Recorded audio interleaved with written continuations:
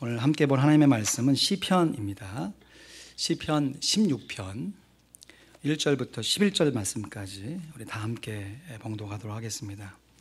시편 16편 1절부터 11절 말씀, 우리 시를 낭송하는 모습으로 우리 천천히 뜻을 기억하면서 말씀 읽음으로 하나님께 영광 돌립니다. 시편 16편 1절부터 11절 다 함께 읽고 또 1절부터 3절 말씀 다시 한번 또 한 목소리로 읽었으면 좋겠습니다. 시편 16편 1절부터 11절 말씀 다 같이 읽습니다. 시작. 하나님이여 나를 보호하소서. 내가 주께 피하나이다. 내가 여호와께 아뢰되 주는 나의 주시오니 주밖에는 나의 복이 없다 하였나이다. 땅에 있는 성도는 존귀한 자니 나의 모든 즐거움이 저에게 있도다. 다른 신에게 예물을 드리는 자는 괴로움이 더할 것이라. 나는 저희가 드리는 피의 전제를 드리지 아니하며 내 입술로 그 이름도 부르지 아니하리로다. 여호와는 나의 산업과 나의 잔의 소득이시니 나의 분깃을 지키시나이다. 내게 줄로 재어준 구역은 아름다운 곳에 있으며 나의 기업이 실로 아름답도다. 나를 훈계하신 여호와를 송축할지라. 밤마다 내 심장이 나를 교훈하도다. 내가 여호와를 항상 내 앞에 모시며 그가 내 우편에 계심으로 내가 요동치 아니하리로다. 이러므로 내 마음이 기쁘고 내 영광도 즐거워하며 내 육체도 안전히 거하리니 이는 내 영혼을 음부에 버리지 아니하시며 주의 거룩한 자로 썩지 않게 하실 것임이니이다. 주께서 생명의 길로 내게 보이시리니 주의 앞에는 기쁨이 충만하고 주의 우편에는 영원한 즐거움이 있나이다. 아멘. 우리 1절에서 3절 말씀만 한 목소리 읽습니다. 하나님이여 나를 보호하소서. 내가 주께 피하나이다. 내가 여호와께 아뢰되 주는 나의 주시오니 주밖에는 나의 복이 없다 하였나이다.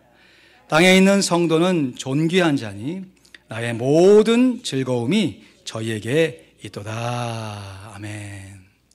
왜 갑자기 시편 말씀으로 주일 설교를 하는가? 저희가 12월 달 새벽 예배 우리 생명의 삶 본문이 시편 말씀입니다. 그래서 매일같이 우리 성도들과 함께 시편 말씀 아주 짧게 한 20분 정도 진행되는데 새벽 예배가 한 5분 찬양하고 한 10분 정도 말씀 나누고 또 기도하고 뭐 이렇게 하니까 이 시편 16편 말씀을 묵상할 때 하나님께서 제가 주신 큰 교훈과 감동의 마음을 우리 원성도들과 함께 나누고 싶고, 또 제가 바라는 것은 이제 시편을 계속해서 새벽마다 묵상해 갈 때 어떠한 모습으로 묵상하면 좋은지 그 가이드라인도 한번 좀 나누고 싶다 하는 마음에서 시편 오늘 16편 말씀을 준비했습니다. 여러분 뒤에 그 헌금통 옆에 보면요, 시편에서 사용된 음악적 수로들 해가지고 이렇게 유인물이 하나 남아 있어요. 여기에 무슨 내용이 기록되어 있냐면 시편에서 좀 생소한 용어들, 예를 들면 알라못, 기띔, 여두둔, 마스길 뭐 이런 뜻들이 어떤 뜻인지 설명이 좀 되어 있고요. 특별히 오늘 보시면 믹담이라고 하는 뜻이 설명되어 있습니다.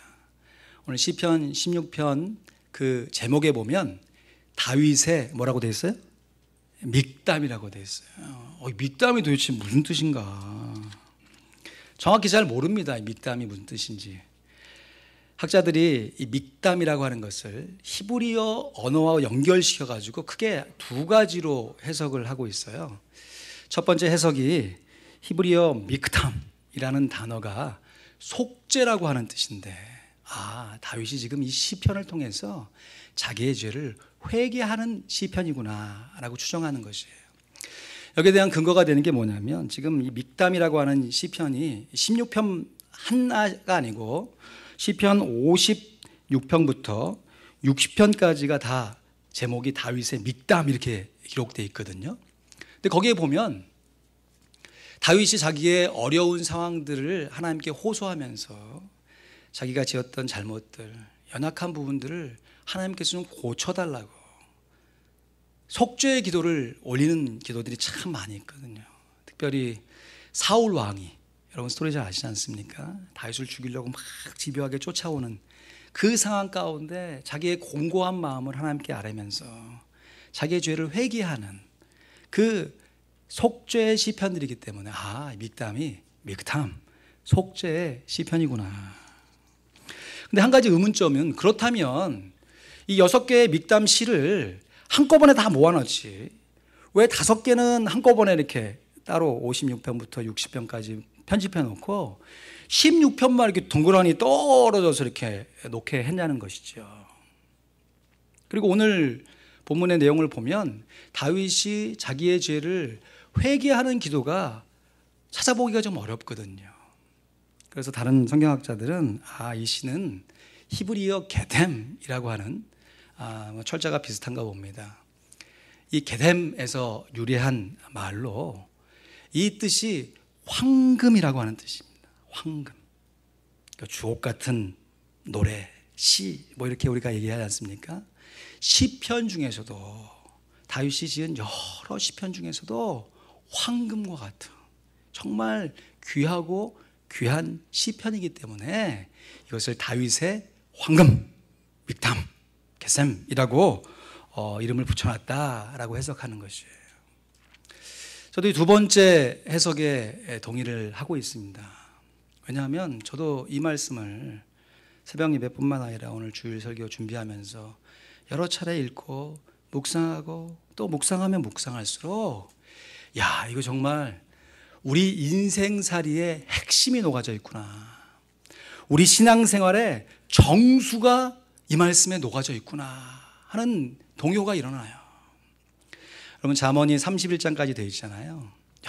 여러 가지 잠언의 그 주옥 같은 그 말씀들을 요약하고 또 요약하고 또 요약하면 이 시편 16편 다윗의 믹담이 나온다고 생각이 드는 것이에요.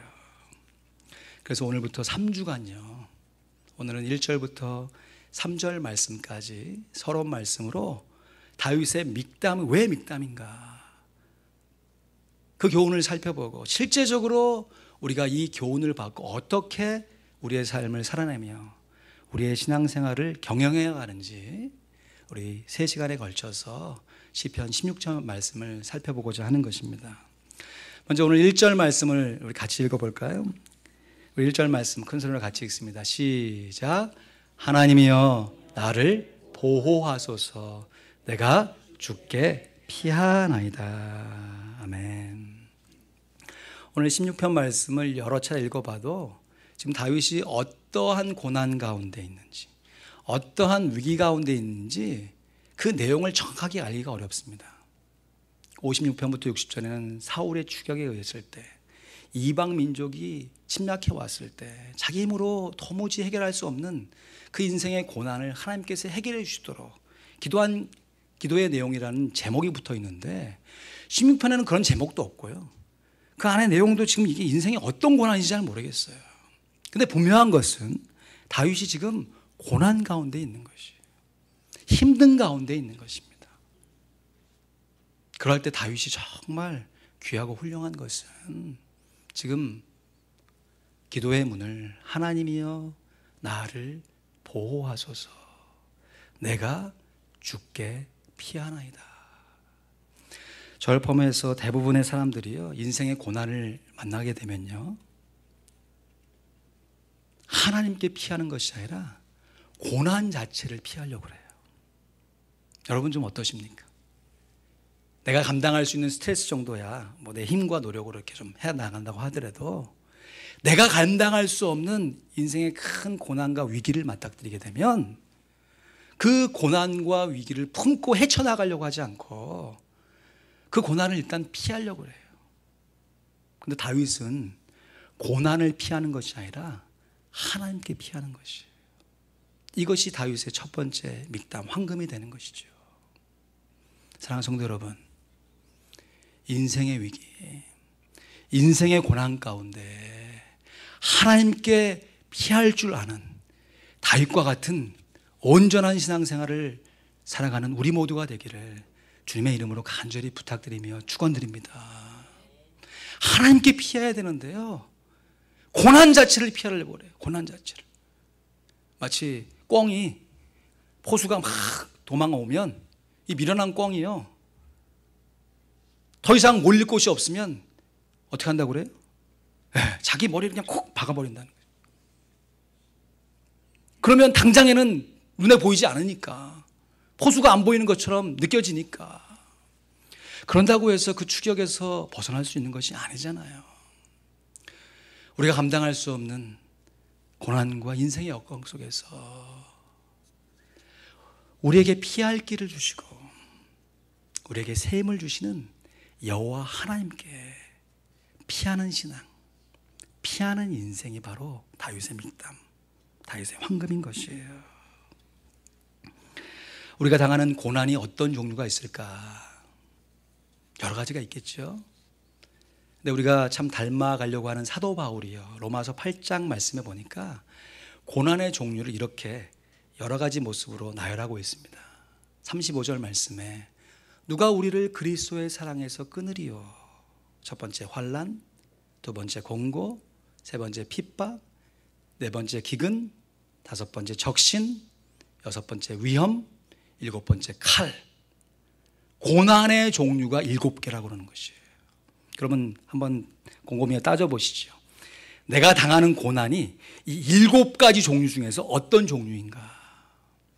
내가 느끼는 고난과 사도 바울이 느끼고 있는 고난의 질적인 차이가 얼마나 나는가? 최근에 읽은 존 스터트 목사님이 쓴 리더가 리더에게 하는 참 좋은 책이 있어서 한번 읽어봤는데, 그 내용 가운데 이 고난의 7가지 종류를 이렇게 해석해 내시더라고요. 첫 번째 환난이라고 하는 것은 우리가 하나님 나라에 들어가기 위해서 마땅히 통과해야 하는 어려움이라는 것이. 그래서 환난은 있어도 되고 없어도 되는 것이 아니라 어떤 면에서는 필요한다는 것이, 꼭 필요하다는 것이. 공고는 우리를 막대기처럼 부러뜨리려고 가해지는 압박과 위협을 가하는 재난이라는 것이. 참 견디기 어렵죠. 프레셔가 쫙 오면서. 핍박이라고 하는 것은 복음의 원수가 보이는 적극적인 반대. 쉽게 말하면 예수 믿는다는 이유만으로 어려움을 당한다는 것이에요. 기근이라는 것은 먹고 살 음식이 없는 것이죠. 양식이 없고. 적신이라는 것은 입고 잘 의복, 옷이 없다는 것이에요. 위험이라는 것은 자신의 몸과 영혼에 가해지는 위협과 핍박을 벗어나서 그것뿐만 아니라 내가 사랑하는 가족들에게 가해지는 위협과 핍박이에요. 참 만만치 않죠. 내 한 몸 이것도 건사하기 어려운데 내 사랑하는 자녀, 가족에게 예수 믿는다는 이유로 막 핍박이, 어려움이 막 더해질 때 그것을 어떻게 견뎌낼 것인가. 그리고 마지막 칼이라고 하는 것은 초대교회의 첫 번째 순교자였던 야고보 사도, 예수님의 12제자 중에 한 사람이었던 야고보 사도가 칼에 의해서 헤롯에 의해 죽임을 당했기 때문에 예수 믿는다는 이유로 죽임을 당하는 순교를 얘기한다는 것이죠. 그럼 우리가 느끼는 고난의 종류와 사도 바울이 느끼는 고난의 종류에 어떤 차이와 어떤 같음이 있습니까? 근데 더 놀라운 것은요, 사도 바울이 이러한 고난의 종류를 노래한 다음에 이런 것이 우리를 그리스도의 사랑에서 끊지 못한다 얘기하잖아요. 근데 더 놀라운 것은 이어지는 37절 말씀에 보니까, 우리 37절 같이 읽어볼까요? 시작. 그러나 이 모든 일에 우리를 사랑하시는 이로 말미암아 우리가 넉넉히 이기느니라. 아멘. 한국에는 이 모든 일에 해서 조사를 에로 했습니다. 에. 근데 원문과 영어 성경을 보면 No, in all these things 이렇게 번역해 놨어요. All these things가 뭡니까? 아까서 읽어본 7가지 고난의 종류. 그 고난 안에서 그랬습니다. 그러니까 우리가 당하는 고난이 피하고 없애야 할 것이 아니라 그 고난 안에 들어가서 We are more than conquerors through Him. We love Him. 우리를 사랑하시는 자로 말미암아 우리가 넉넉히 이긴다. 그 고난 안에서. 그러니까 고난은 우리가 피해야 할 것이 아니라 그 고난에 맞서면서 하나님께 피하면서 그 고난을 해결해 나가야 한다는 것을 알 수 있는 것이죠. 존 스토트 목사님이 이렇게 결론을 냅니다.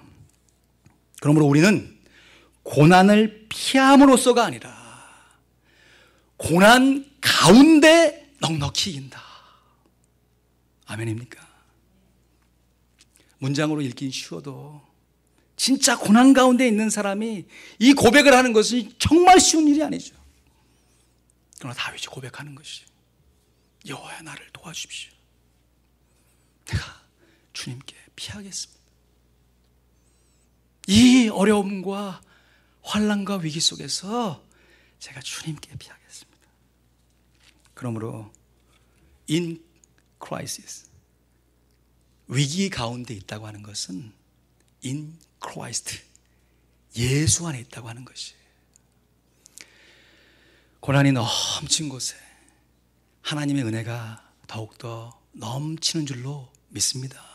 다른 사람 얘기하지 말고요, 내 자신의 삶에 이 말씀을 내가 다윗과 같은 심령으로 고백하자고요. 많은 사람들이 나라의 위기, 민족의 위기, 경제의 위기, 삶의 위기, 자녀의 위기, 신분의 위기, 교회의 위기, 자신의 위기, 하여튼 뭐 수만 가지 위기들을 얘기합니다. 쉽지 않습니다. 그러나 여호와께 피하는 사람에게는 해결책이 있는 것이에요. 예수 안에 있는 것은 위기 안에 있는 것입니다. 위기 안에 있다고 하는 것은 우리가 예수 안에서 그 위기를 해결해 나가며 그 위기 가운데 만나주시는 하나님을 새롭게 경험할 수 있는 기회가 되는 것이죠. 그래서 위기를 어떤 사람들은 위험한 기회다라고 얘기하죠. 위기가 왔을 때 그 위기 자체를 피해버리면 그냥 위험으로 끝나지만 그 위기 가운데 우리가 하나님께 피하게 되면 그것이 기회가 되는 것이죠. 그렇다면 이 위기 가운데 하나님께 피해서 우리가 뭐 할 것인가? 2절 말씀이 다윗이 위기 가운데 하나님께 피해서 행했던 첫 번째 행동입니다. 같이 읽죠. 시작. 내가 여호와께 아뢰되 주는 나의 주시오니 주밖에는 나의 복이 없다 하였나이다. 아멘. 하나님께 피해서요, 하나님께 아뢰는 것이 내 마음도 아뢰고 내 사정도 아뢰고 내 환경도 아뢰고 주변의 사람들의 어려움도 함께 아뢰고. 여러분, 우리가 하나님께 피하면서 정말 정직하게 하나님께 나와 우리의 기도 제목을 아뢰고 계십니까? 특별히 인생의 막다른 골목 가운데 서 있는 것 같은 No way out, 뒤에는 점점 어려움이 막 몰려오는데 앞에는 해결책이 안 보이는 우리의 인생의 위기 가운데 여러분 정말 정직하게 하나님께 피하면서 그 문제를 들고 하나님께 나와 기도하고 계십니까? 조지아에 와가지고 섬뜩할 때가 가끔 있어요. 그런 웬만한 미국의 도시들은 좀 웬만하면 직사각형 아닙니까? 이렇게 가면 여기 가면 여기 뚫렸을 것 같고 대충 이렇게 짐작이 가능하잖아요. 근데 이제는 좀 안 당합니다. 처음 왔을 때 분명히 여기 가면 여기가 연결돼 있을 것 같아. 그래갖고 탁 들어섰는데 한참, 그것도 처음부터 안 끝나. 한참 가다가 딱 막다른 길. 야, 참 황당할 때가 여러 번 있었는데 요새는 이제 보니까 그 위 표지판에 섬뜩한 영어가 써 있어요. Dead End 이렇게 써 있어요. 뭐 길이 없다, 그냥 No way 뭐 이렇게 하면 될 거, 그냥 Dead End. 우리의 인생길 가운데 막혀있는 길을 만나게 되면 Dead End, 죽었구나, 끝났구나, 그런 불안한 마음이 우리를 확 엄습하잖아요. 그러한 때에 성도가 해야 할 것이 무언가? 하나님께 기도하는 것이죠. 하나님께 아뢰는 것이. 구약 출애굽한 이스라엘 백성들이 하나님의 구원을 경험하기 전에는 그냥 하루하루 노역으로, 그것도 쉬운 일 아니죠. 노예로서 애굽에 종살이하면서 살아가던 이스라엘 백성들이었어요. 하나님의 은혜로 모세의 인도하에 이스라엘 백성들이 애굽에서 나와서 광야길로 접어드는 그 시점에 첫 번째 만난 난관이 뭡니까? 길이 끊긴 거예요. 길이 끊긴 거예요. 인력으로 건널 수 없는 거대한 홍해, 시뻘건 바다가 앞에 놓여 있는 것이죠. 거기만 놓여 있으면 괜찮은데 뒤에서 바로의 군대가 말 그대로 바로 앞까지 진격해 오고 있는 것이. 말씀을 보니까 바로가요, 지금 모세 한 사람 잡으러 온 거 아니에요. 자기가 부리는 특별 병거, 특별 전차죠. 600승과 애굽에 있는 모든 병거를 다 끌고 왔다고 그래요. 그러니까 지금 출애굽한 이스라엘 백성들, 함께 붙어있는 잡족들 다 몰살하겠다라고 작정하고 오는 것이에요. 앞에는 홍해, 뒤에는 군대, 그 가운데 끼어있는 이스라엘 백성들. 쉽게 할 수 있는 것이 불평과 원망이죠. 이스라엘 백성 역시 왜 우리를 여기까지 인도했냐? 차라리 애굽에서 죽게 하시. 이 꼴 보게 하려고 우리를 여기까지 인도했냐? 모세를 향해서 막 원망해 됩니다. 근데 만약에 모세마저도 거기서 원망했다면 어떻게 됐을까요? 감사한 것은 모세가 그 수많은 사람들의 원망의 목소리를 들으면서도 그것을 원망으로 되갚지 않고 하나님께 기도합니다. 그때 하나님께서 응답하시죠. 출애굽기 14장 13절 말씀입니다. 모세가 백성에게 이르되 너희는 두려워 말고 가만히 서서 여호와께서 오늘날 너희를 위하여 행하시는 구원을 보라. 너희가 오늘 본 애굽 사람을 또다시는 영원히 보지 못하리라.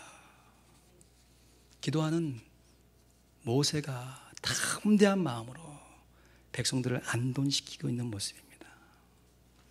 이렇게 충분하게 기도하고 간절히 기도한 모세에게요, 이번엔 하나님께서 응답하십니다. 이어지는 15절 16절 말씀 좀 같이 읽을까요? 시작. 여호와께서 모세에게 이르시되 너는 어찌하여 내게 부르짖느뇨? 이스라엘 자손을 명하여 앞으로 나아가게 하고 지팡이를 들고 손을 바다 위로 내밀어 그것으로 갈라지게 하라. 이스라엘 자손이 바다 가운데서 육지로 행하니라. 할렐루야. 아멘. 이것이 구원의 역사요, 하나님의 인도하심이지요. 그럼 만약에 역사에 이프라는 것은 없지만 만약에 모세가 백성이 원망할 때 즉각 반응해서 자기도 화냈다면, 또 거꾸로 백성들이 막 원망하니까 하나님께 기도하지 않고 자기 나름대로 방법을 찾아보겠다고 해서 자기 든 지팡이를 가지고, 이 능력이 지팡이인 거 자기가 알잖아요. 애굽에 10가지 재앙을 내렸던 그 지팡이를 가지고 홍해를 내리쳤다면 결과가 어떻게 되었을까? 우리가 모세가 아니기 때문에 전혀 알 수 없겠죠. 또 그러한 일이 실제로 일어나지 않았기 때문에 우리가 상상에 맡길 일입니다.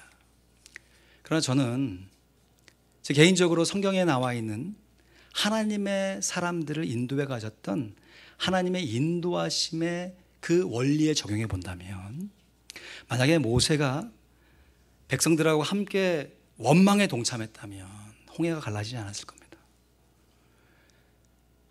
하나님께 충분하게 기도하지 아니하고 자기 뜻대로 그냥 막 지팡이를 쳤다고 하면 갈라질 수는 있었겠지만 그 갈라짐을 통해서 이스라엘 백성들이 구원을 받지 못했을 거예요.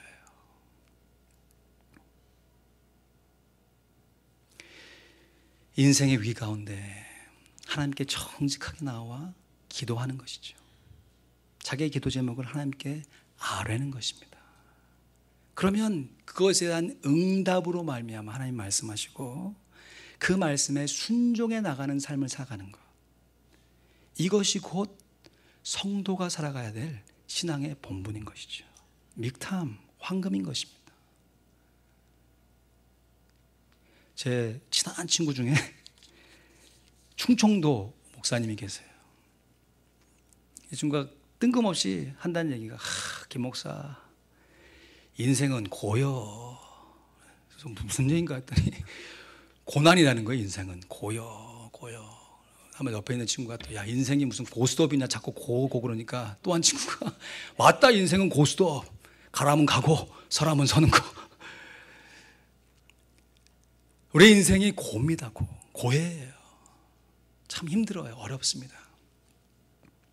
왜 하나님이 우리의 인생을 그러한 길로 인도하시는가? 그냥 고난에서 우리 나름대로 살다가 아둥거리다가 끝나면 끝나는 것이고, 분명한 고난이지만 그 가운데 역사하시는 하나님을 새롭게 만날 수 있는 기회를 우리가 잡는다면, 고난 속에서도 우리가 넉넉하게 하나님을 만날 수 있고, 우리를 새롭게 하시는 그 하나님과 더불어 하나님을 찬양하게 될 수 있는 줄로 믿습니다. 내 앞에 바다가 갈라지지 않으면 그가 나로 바다 위 걷게 하시리.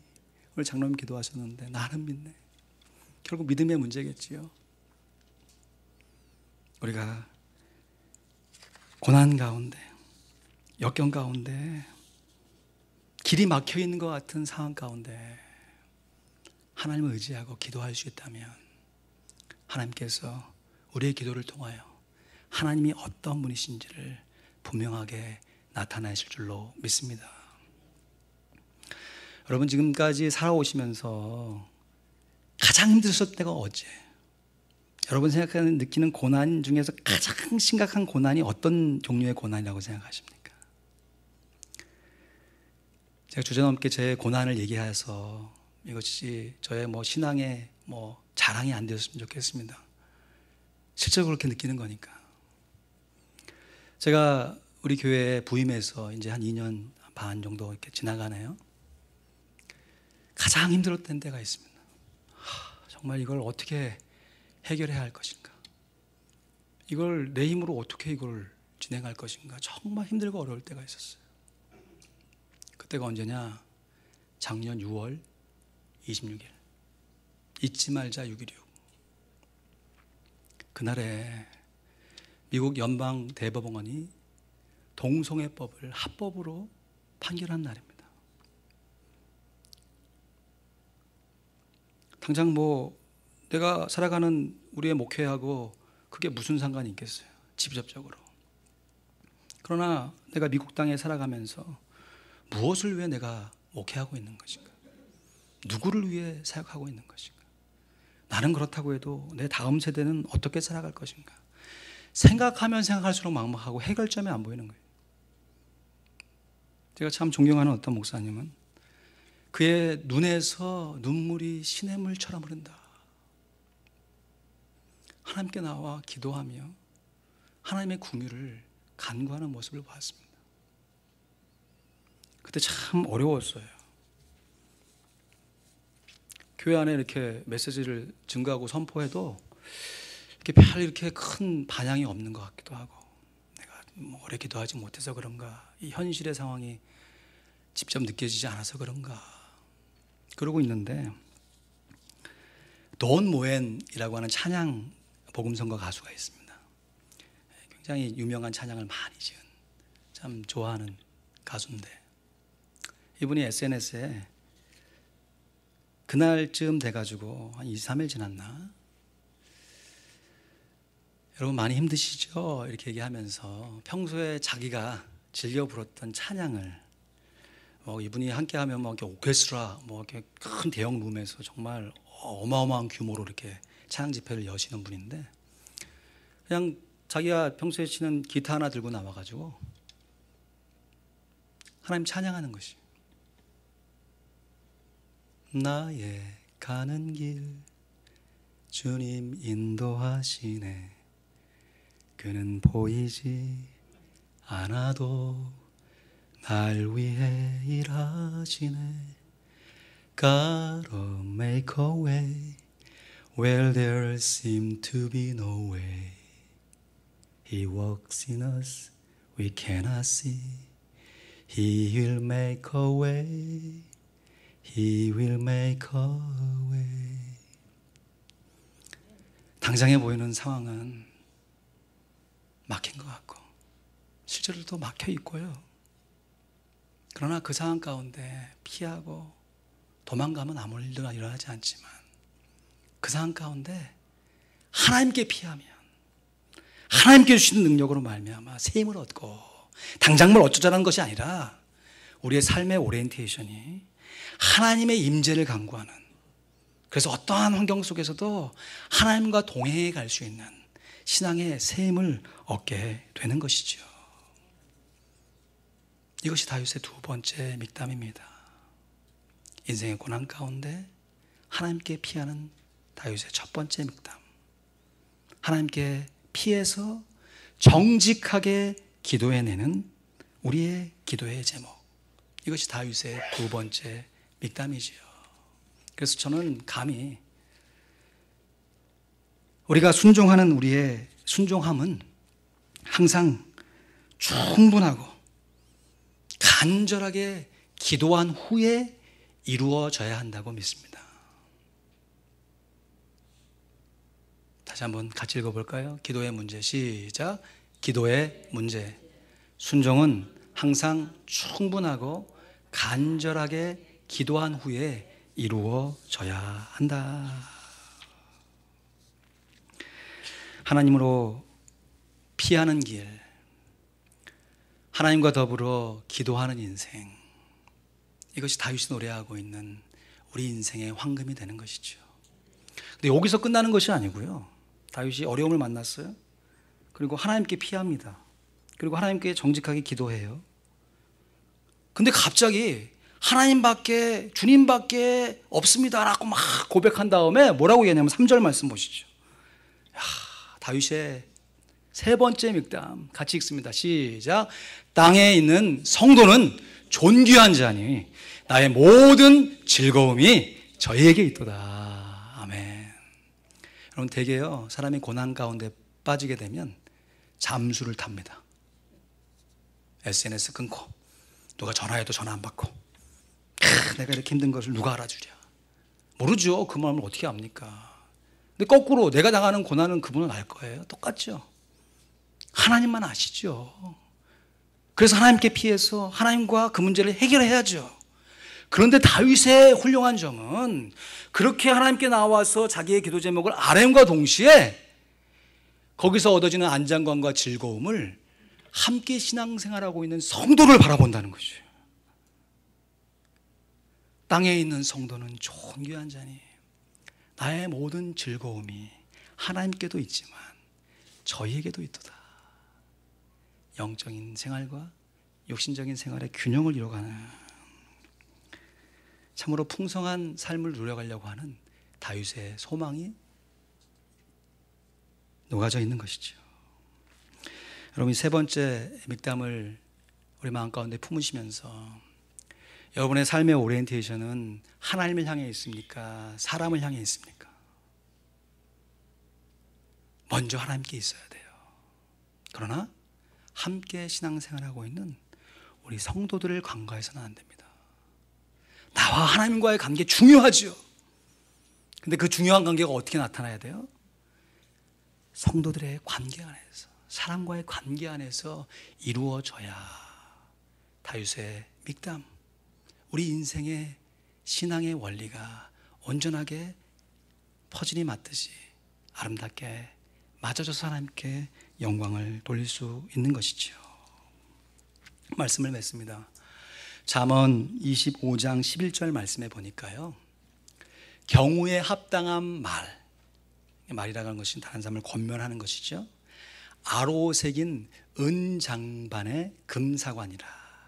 그러니까 그 사람을 좀 도와주고 싶은 조언도 그냥 내가 준비되었다고 해서 막 던지는 게 아니고 상대방의 상황들을 잘 고려해 가면서 적절하게 타이밍에 딱 맞게 전해줘야 이것이 아로 새긴 은쟁반의 금사과, 이 당시 시대에 묘사할 수 있는 가장 아름다운 모습이었던 것 같아요. 이 구절에 오늘 다윗의 믹담을 한번 좀 적용해 보면요, 환난 중에 합당한 기도는 황금에 새긴 교훈이 되는 것이, 고난 중에 합당한 교제는 황금에 새긴 교훈이 되는 것입니다. 내가 힘들고 어렵다고 해서 잠수 타고 피하고 도망가는 것이 아니라, 기도할 수 있는데 왜 걱정하십니까? 여력이 되면 기도하고요. 근데 살면서 기도조차 안 나올 위기가 처할 때가 있어요. 기도를 하고 싶은데 너무 가슴이 답답해서. 그럴 때 어떻게 해야 됩니까? 주변에 있는 성도가 그를 위해서 기도해 주면 되는 거죠. 그리고 그 기도로 말미암아 새롭게 된 그 고마운 마음을 가지고 또 다른 사람들을 위해서 기도해내는, 그래서 기도가 우리 성도들의 아름다운 교제를 통해서 하나님께 올려져 가는, 이것이 우리가 함께 본받고 실천해내야 할 다윗의 믹담, 황금의 교훈이 되는 것입니다. 우리 같이 한번 읽어볼까요? 우리가 누릴 수 있는 축복은 고난 가운데서 의뢰하고 피할 수 있는 하나님께서 우리와 함께 계시고 우리가 함께 할 수 있는 성도들이 함께 하기 때문이다. 같이 읽습니다. 시작. 우리가 누릴 수 있는 축복은 고난 가운데서 의뢰하고 피할 수 있는 하나님께서 우리와 함께 계시고 우리가 함께 할 수 있는 성도들이 함께 하기 때문이다. 황금에 새긴 교훈을 우리 각자의 마음에 소중하게 간직하시고 또 우리 성도들을 위해서 마음과 영으로 기도하여 하나님에게 기쁨이 되고 우리 성도들에게 함께 기쁨을 나누는 우리 모든 성도들이 되시기를 주님의 이름으로 간절히 축원드립니다. 아멘. 기도하시죠.